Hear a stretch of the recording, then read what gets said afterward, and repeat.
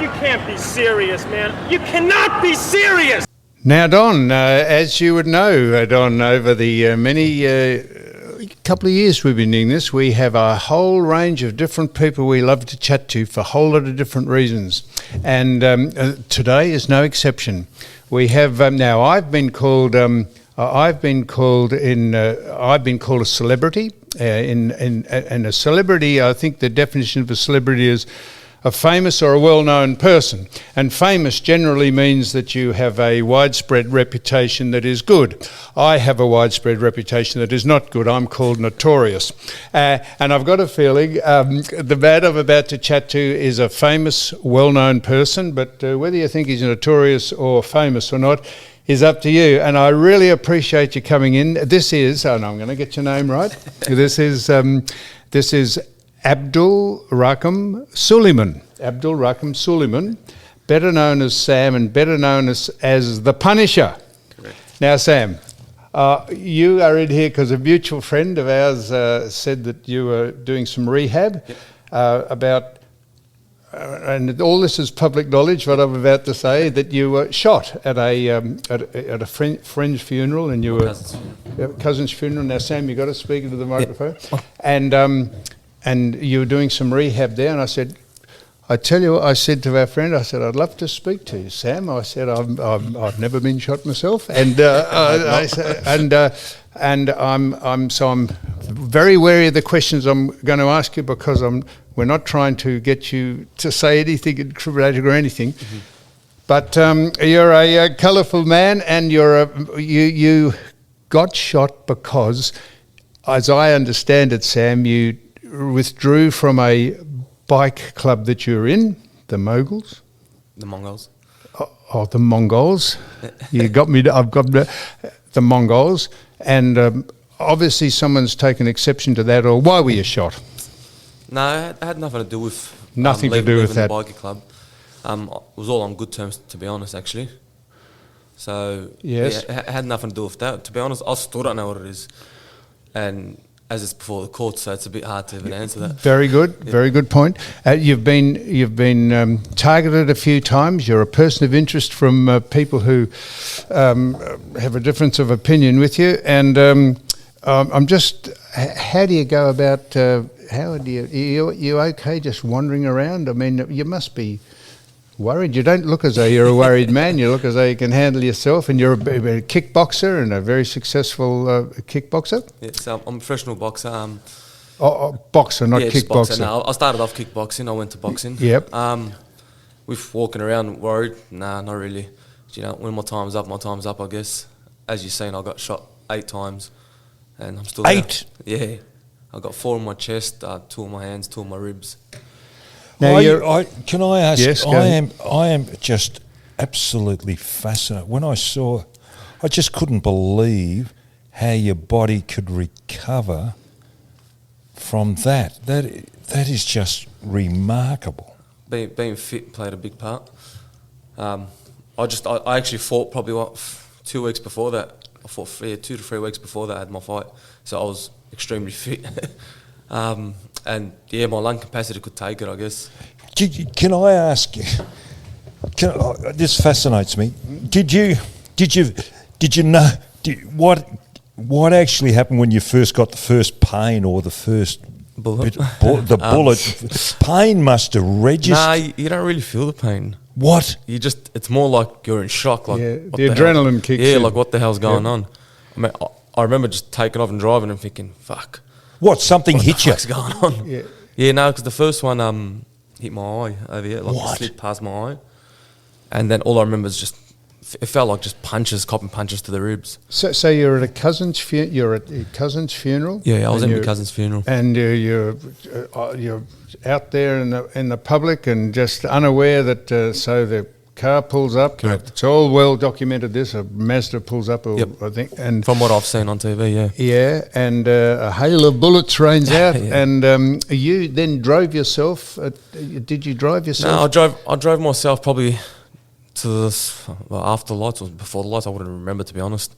And then after that, all I remember is my mate telling me in the car, mate, you're bleeding back. Excuse my language. You're That's bleeding all right, bad. mate. He goes, you got to pull over. And I didn't realise how bad I was bleeding. But I felt like just Were a you tap driving? was running. Yeah. Are you driving your Mercedes, four-wheel drive yeah. Mercedes, which it says That's the one, was yeah. yours?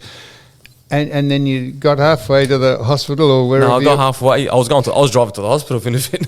Yeah. And then my mate pulled up, and all I remember is I thought I was still on the scene, to be honest. You what? Sorry, what was I that? thought I was still on the scene because I was looking up, and I just remember the police standing on top of me and just holding my chest, and my mate gave me CPR first. And then, all I remember them, when I was watching the news saying I was at the police station, I was thinking, mate, I never drove you.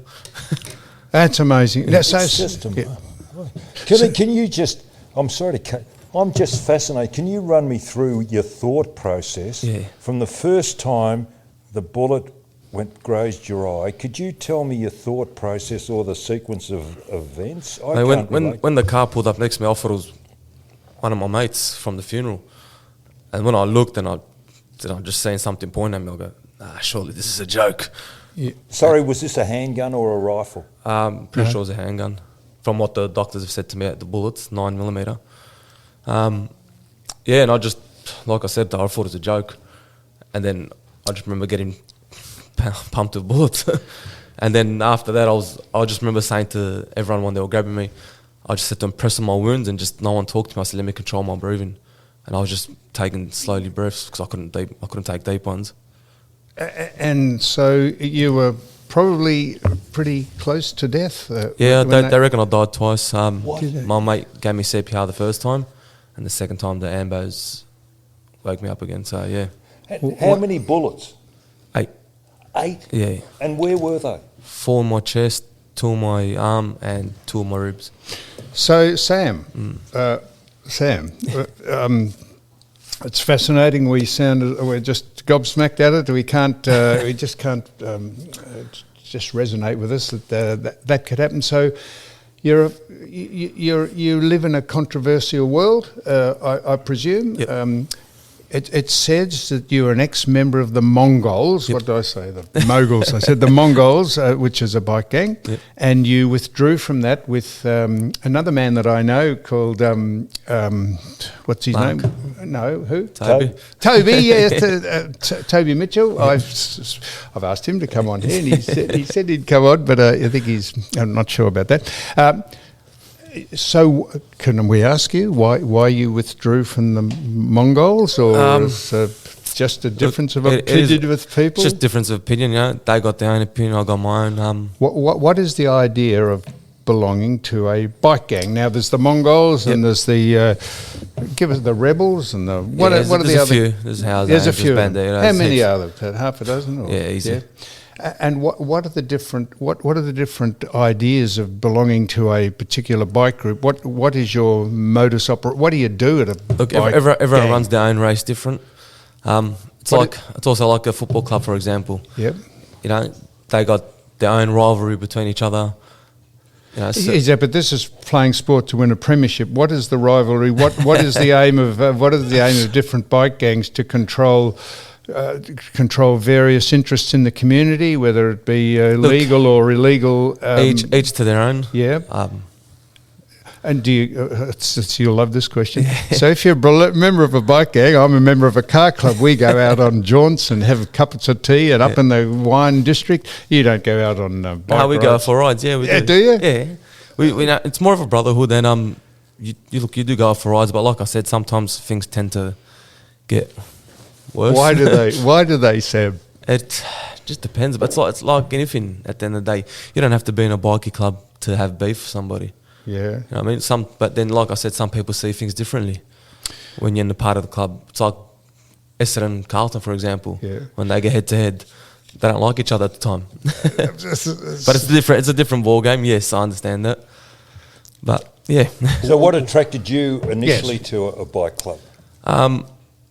My cousin was part of it, and to be honest, I wasn't going to join. Sorry, you what? I wasn't going to join, but my cousin just goes, mate, come and be part of it. with him and Toby at the time, and Toby was a good friend of mine. So I thought, fuck, mate. I always said I'd never put a patch on my back or anything like that, but I thought, fuck, we'll give it a go. Yeah, and so when you join, do you have to go through an initiation process, or what do they ask you to do? Don't look. It just depends.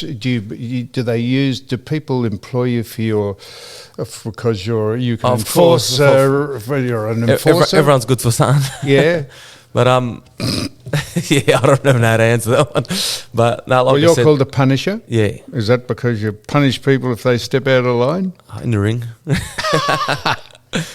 But yeah, like I said, it's.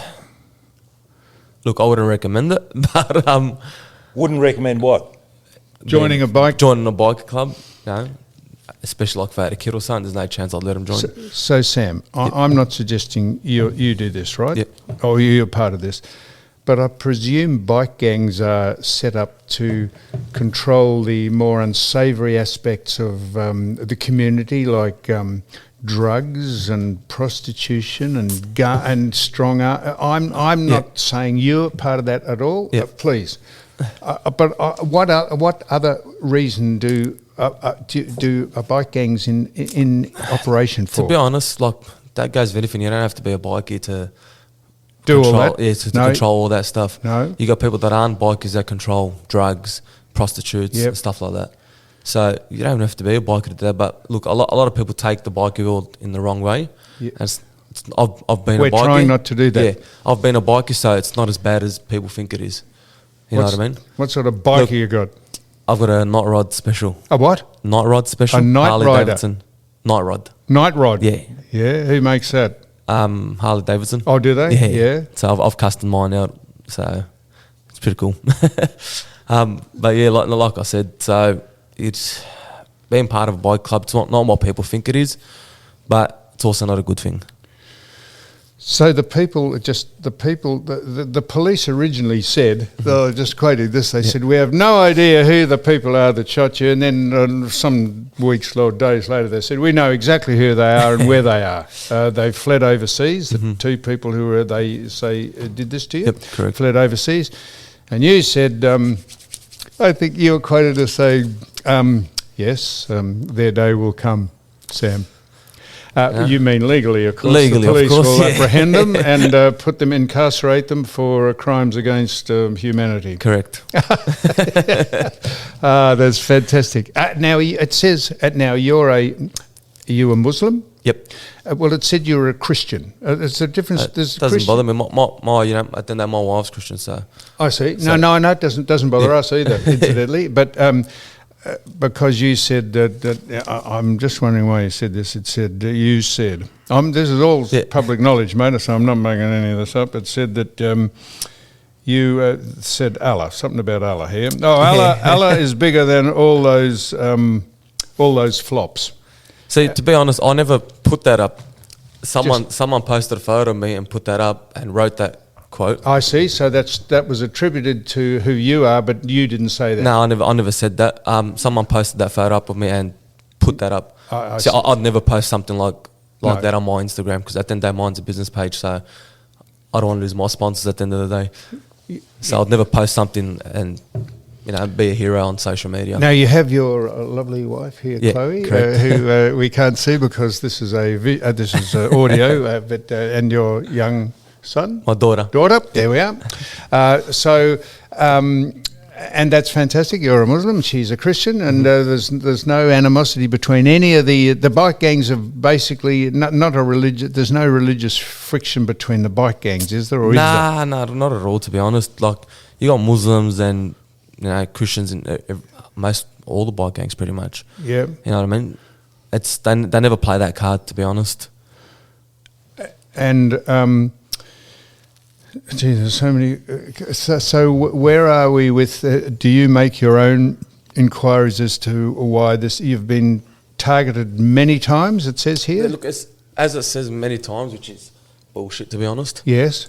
So when I was on parole, 2019, they said there was 2 or 3 attempts on my life, which was bullshit. Just salacious chat to make it sound controversial. That's what they said. I got some. It's funny that these shootings happened, but I got an ankle bracelet on my leg. I said I was nowhere near the shootings, so they locked me up for no reason. I went back to jail, spent all my time in the slot in solitary confinement, and then I went to Supreme Court and I won the case for unlawful imprisonment. So it's funny how you say I'm the target, but my ankle bracelet shows I was nowhere near the scene. And what were you on parole for? For culpable driving, cause of death, yeah. Is that in the Ferrari? Yes, correct. And you unfortunately... An unfortunate old lady died, yeah, God rest her soul. Yes, and you were jailed for that and Yes, I was. got out on parole. Yep. And so that was fortunate, was it, or what? Or why were you out on parole? So I was out on parole because I was behaving good in jail. Yep. So you get an early release if you've been behaving. So I got that. I was out on parole. A lot of stuff started happening, nothing to do with me at the time, and then a few shootings happened, and they assumed that I was a target or the community was at risk. And I was like, one day I was coming out of Woolsworth, and a car just comes up creeping. I was like, what the fuck's going on here? Then I get surrounded by cars and cops, like undercovers, and I was like, mate, what's going on? And they go, we're the fugitive task force. I said, fugitive? What the fuck, where am I going? Yeah. I was like, I got an ankle bracelet on my leg, I can't get anywhere. And then they locked me up from there. I spent my time in solitary, and then I thought, this is bullshit, man. I've been pulled off the street for no reason. I've been doing nothing wrong. I've been complying by all my rules. So when we went to court, the judge said, has this bloke been complying by all the rules? And they said, yeah. He goes, okay, so I don't understand why his parole's been pulled. He goes, they said, we believe he's the intended target. Then my lawyer goes, how is he the intended target if he's nowhere near the scene? They go, well, we believe he was the target. They go, okay, but he's got an ankle bracelet on his leg. It shows exactly where he is. So you would say that you're being targeted and victimised a little by the authorities? Yes, yeah, correct. And for no good reason? No good, and that's why I'm suing them at the moment. And you was, yeah. I'm suing Victoria Police because at the end of the day it was like the judge ruled, unlawful imprisonment and pay all legal costs back. So Sam, we're speaking to because we people say, why don't you let people know who we're speaking to, because they get halfway into this and they have no idea. So we're speaking to Abdulrahim Suleiman, his pseudonym is Sam, and he's known as the Punisher Don. And Don, if I could just ask Sam, so you would have a fair brotherhood of people and supporters behind you, 100%. Either in the club or without it. They would be making their own inquiries as to who did this overseas and whether the police are acting diligently or genuinely trying to get those people back. You would be, you through your contacts would be absolutely on the ground sniffing this out. I've got mates in every club, in every nationality you can think of. So at the end of the day, everyone does their own homework. It's good to know. And it's good to have a good understanding who it is or what it is or why it happened.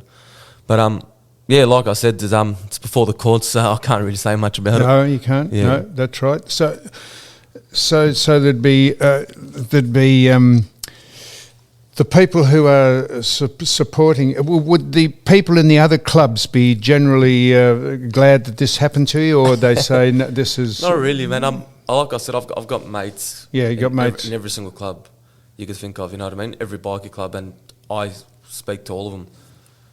And that's why when I joined the club with the Mongols, I don't take orders from anybody. I'm not going to take orders from. My own dad doesn't tell me what to do. I'm not going to listen to somebody tell me don't talk to someone. Yep. You know what I mean? And that was never going to happen. You are your own man. Yeah, that's right. You know what I mean? At the end of the day, I respect everybody the same. I treat everybody good, but just don't step on my toes. I won't step on yours at the end of the day. So besides having a night rod, which is I've never heard of that, but I'm going to look out for night rods. Yeah. You have a 360 Modena Ferrari. Had. You had? Yeah. And a Mercedes four-wheel. Had as well. Yeah, you had. Both gone. They're both gone? Yeah. Yeah. Well, the Mercedes gone because it had a whole lot of bullet holes in it. Actually, it'd be worth a fortune, that car. Be worth a fortune with the bullet holes in it. Yeah, bit like should leave it till later. Yeah, a bit like the Bullet, that movie with Steve McQueen in it, that had the 1969 Mustang or 68 Mustang with that bullet holes in it. Be worth a fortune, Don. You could buy it. It'd be better than the car you drive, Don. No, it's just fascinating, isn't it? Don't you think? Well, I'm more interested. I'm more interested in in you as a person and how you recovered, because I just find it fascinating, to get shot that many times and recover.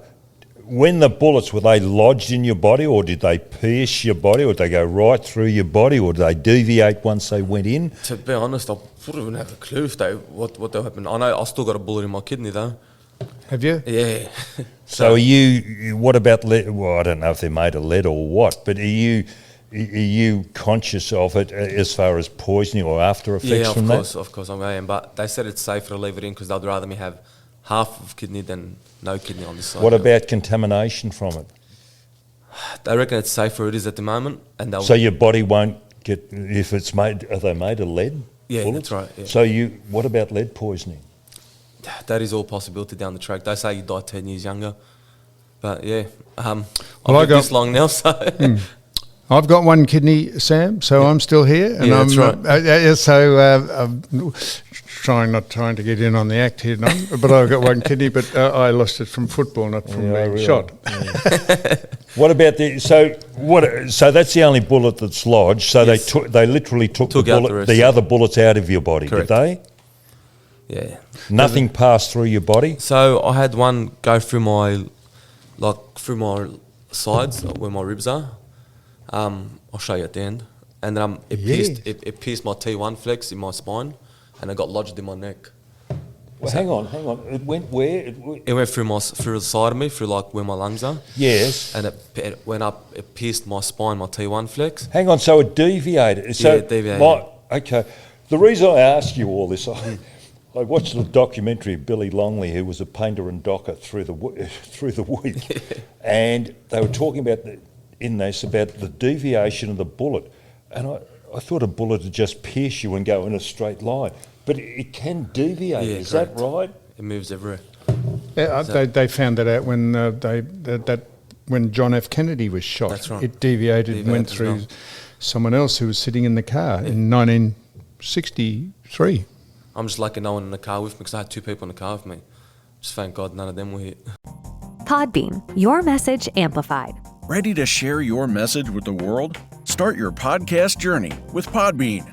Podbean, the AI-powered all-in-one podcast platform. Thousands of businesses and enterprises trust Podbean to launch their podcasts. Use Podbean to record your podcast. Use Podbean AI to optimize your podcast. Use Podbean AI to turn your blog into a podcast. Use Podbean to distribute your podcast everywhere. Launch your podcast on Podbean today. Oh, really? And what about recovery? Were you in ICU? I was in ICU I remember being in ICU for 2 days, and then I just said, when I woke up, I said, I want to stand up. And they're like, the doctors looking at me like, no, you're crazy, mate. I said, I want to stand up. And they're like, are you sure? I said, get me up. Why did you want to stand up? Because I wanted to just get out of there. I wanted to mentally fight it, mate. I didn't want to believe it was happening. So I remember standing up for about 30 seconds. I started shaking. I sat back down, and I felt dizzy. And then I got back up again, and they said, mate, the doctors were just stunned and just staring at me. And I was like, I need to walk. And they're like, you can't. I said, I need to walk. But aren't you listening to your body saying, I want to recuperate? Yeah, but my body was telling me to get up. No, your mind was telling you to get up. Yeah, my mind was telling me, even my body, because I'm so physically active, I couldn't stay just laying there in bed all day. It was too hard. And I remember to stand up, and then they go to me, okay, well, you got to stay on the same spot and just keep stepping on the same spot. So I kept taking steps on the same spot, and I've done that day by day, 3 times a day for the next week. And then after that, I started walking up and down with the pram and my daughter. So I slowly got better and better and better. Then I discharged myself from hospital. You discharged yourself? Yeah. So how long were you in hospital for? 2 weeks.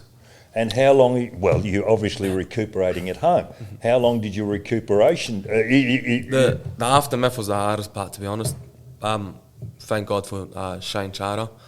Yeah. He helped me out heaps, got my body back on track, got me up and going. In what way do you mean he got you up and going? He's a fitness fellow. Yeah, correct, but he's a scientist, sports scientist, so yeah. All the stuff he was giving me was helping. Supplements and stuff, and everything yep. like that was helping me heaps. like legal legal supplements, of not steroid, legal Supplements. yeah, supplements. legal supplements. Yep. And that instead of your recovery going from 6 months, it went down to like 3 months. And it's been 3 months since the incident, and I'm feeling not 100%, but we're about, I reckon, probably 60-70% easy. So, now, Sam. Yeah. Hang on. So what? How are you? So what are you? How are you limited right now? I've still got no feeling a bit in my right side. Right. So, Yeah, down here. My right, pretty much the right side of my body, I struggle with movement as much. really? Yeah, as much. Will as this I do. come back? Do you think? They reckon it will, and it's just a process. That's all it is. Are you a member of a bike club at the minute? Nah, You're not. I'll never join again.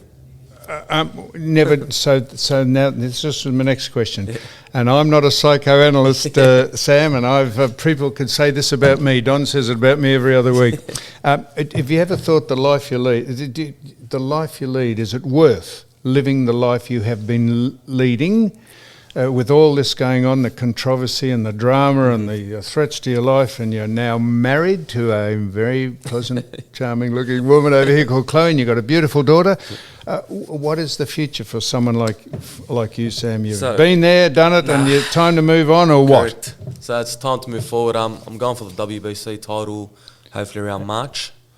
What with your body the way it is? Yeah, they reckon within 6 months' time I'll be able to get punched on my kidneys again. Shit, you're In March, that's right. The World Boxing Council title. Yeah. What division? Cruiserweight, sorry. Cruiserweight. Yep. And who is this in the? You're in a gym. Is the gym called the Punisher Gym? No, No, the promotion was called the Promotions, Punisher. Yeah. But the gym's called Power Gymnasium. Yes. That I train at. And yeah, so going for that WBC title in around March time. Well, you'll put the fear of God into your opponent, because when you come out and take the dressing gown off and he sees all the bullet holes in your back, or Might as that well have come out healed- for bulletproof vest on. Yeah, hey, you'll think, my God, if he can withstand that, how am I going to knock this bloke off his feet? What does Chloe think of it? No, you'd have to ask. Well, you're She- going she- back. she- She's she- like, I can't relate. She doesn't like me boxing. Yeah, that's what I mean. She loves it. She likes it because I love it, but she'd rather me obviously not put my body through that. Yeah, exactly. pain. Yeah, but I love it. and Why do you want to do it? It's always been my goal to win that world title. And where are you ranked? At the moment, I think I'm 20 in Australia or 19. In Australia? Yeah, You're 20 in Australia. Yeah. You've got a long way to go, haven't you? sure do. But this fight will put me in the top, I think, 50 in the world if I win the WBC. And what do you do for a living, or what is your vocation? So or I was a personal trainer Yep. down in Brunswick at Power Gymnasium. They'd flock to you now, mate. Tell you what, the old saying, and no, there's no such thing as bad publicity. And a building developer too. So Yes. yeah, got my hands in all kinds of Yeah. things. Well, it's fantastic. Don, I'm not sure that we can go any further with this. So Well, I'm going to talk to him off air because I'm just Off air? off air because you cut me off, and I was No, really interested in the fact of Well, I how don't you're wanna- recovering with regard to your body. I Don, just think it's fascinating. I don't want to cut you off. I want you to continue with what you were going to ask. Go on. So, okay, so with regard to your body, the right side of your body's numb. Mm-hmm. Okay, now I'm talking about as a sportsman. What else have you got to do to get yourself back up? What other things have you got to address on you with regard to Just your a body? lot of physio work. Physio in what way? What? Legs? Whatever? Yeah, just like a lot of stretching, a lot of movement wise. You know, I just got to. It's all about my movement at the moment, so I can't really move in certain angles. So the physio works for me that a lot. Gives me all these kind of stretches. You know, I do my knee, lean my cup in, all that kind of stuff. But yeah, it's more mainly movement, to be honest. All that recovery. So it's more like rehab, but yeah. So your movement, what, is limited? Your legs or your arms? Nah, just my arms and my ribs, to be honest. So what has that hips. restricted your reach? No, it's more restricted my pivoting. So when I throw a right hand, for example, I can't pivot as much. What do you mean, twisting the body? Yeah. Because of the right side numbness? Yeah, correct. Shit. I know- Is there a point, do you think you'll get to a point, you're aiming, and I can see you aiming for a fight, okay? Will you go into the fight limited, or will you say, hey, my body's just not capable of doing it, I'm not going to do it? Or do you think that's a sign of defeat? Look, my trainer, Pierre Karam, which was a world-ranked fighter in America, he says to me, mate, if your body's not right and you don't feel it, you don't do it. It's simple as that. Are you going to be honest? Yeah, and that I'm always honest with him. So, like, even when I'm training, even doing pad work with him now and stuff, as soon as I feel a bit of pain, I say, mate, it's enough. Good. I'll pull off. Good. I've learned to listen to my body. Good. I used to, when I was younger, I wouldn't listen, I wouldn't care. I was more ego. Yeah. I wanted to just get into it. I didn't care. Like, mate, the amount of times I went into my fights injured, I went into my fight with a broken hand. Shit. You know what I mean? So even one of my fights, I went in there for a torn bicep. But I start to listen to my body now, so yeah. Good luck. So Good you, luck. just finally, Sam, you were involved in a fatality, and the 88-year-old, and you said God rest her soul, and I know you mean that. Yep. Did their family forgive you for that, or did you have any? I don't think they did. No. But I hope they do. Yeah. Because I actually didn't mean it. It was an accident. Of course. And I am remorseful, and up until now, even though I've done my time, I am still remorseful because at the end of the day I was someone's mother. Yep. Sam, I'm going to mention your name again. Sam Adulrahim Suleiman, known as Sam and the Punisher. Don, it's been a fascinating insight into. There's a whole lot of things that we don't want to get Sam into trouble legally by him fielding some of the questions we would like to ask. So and that was the basis that he came on. We really appreciate you coming on. Do you actually listen to the podcast? Yeah, I do. Yeah, you do. Yeah, no, we have a lot. You'd be one of our. Why would you come on this podcast? A good friend of mine, Sue. Yes, Sue Stanley, Don, 4-time world aerobics champion. She is part of the rehabilitation program. Yeah, she's part of my rehabilitation program and with Shane. She said to me, you might be interested in speaking to this chap. He's come in, he's been shot. I said, is that the bloke? Yeah, and I knew the circumstances. And I said, well, ask him if he'd like to come on, because we're pussycats, really. We're just only interested in speaking to people. Why did you come on? He's giving an explanation. Why did you come on? Look, I've heard about Sammy, and I've heard he's a top bloke. Sue speaks good about him. He's a funny bloke. So I thought, you know what? Let's get on. Well, we've had Mick Gatto on. We've had a lot of Mick likes to call him a person of interest. He calls himself. So we've had lots of controversial people on, Don, and this is what the eclectic nature of speaking to people on all different fields of all different positions in life, Don. And it's fascinating, isn't it? Well, I'm interested in boxing, and I'll follow your career now, and I Thanks, really mate. do Appreciate hope you get there. Well, I'm interested in bike riding. I might put a bid in for the night rod. Or you're not going to sell the night rod? Nah, that goes nowhere. Eh? Like I said to my wife, mate, touch anything, take all my cars, house, whatever Don't you want. touch the Don't bike. touch my bike. I was going to buy one of those bikes, and the bloke said, if you any race bikes, he said, you're mad riding on the road on a bike. And he raced bikes. So I was going to buy one, but I won't now. If I think you take life in your own hands. Don, could I give you a tip? If a night rod pulls up beside you at the lights and it looks like it's Abdulrahim Suleiman sitting next to you waiting for the lights. What's a night rod? Just explain it. A night rod is a bike. I understand. Has it sorry. got the big handlebars? Yeah, mine does, You've yep. got the sloping forks on the front? Yeah, I do, yep. What, all mine's chrome? high What, up, mate. The big black fat- is it? Black? Nah, white. White? Yeah, white and black. Big fat tyre on the back. Yep. But Matt, Don, if one of those pulls up beside you and you reckon it's Sam here beside you, let him go first. Don't worry, it says the Punisher on it, you know. It's got Punisher on it. Yeah. Oh, shit. Well, hey, thank you very much for coming Thanks, on and being part of this. We're going to try, and I'm just saying this now in case you won't do it, we're going to try, and what we do is we do a little film for our promo of this, and we're going to try and get Sam to take his shirt off and show us the bullet holes. What? Well, we're just we're just going to, because aren't you? You've done nothing more than ask him about how he's been shot for the whole interview. Don't you think that's fascinating? It's fascinating. I can show him my scar where I had my kidney out, Don. You can show him the scar where they drilled into his skull to see if he had a brain. But I jest. Sam, thank you very much Sam. for coming in. Don, thank you. Yeah, fantastic.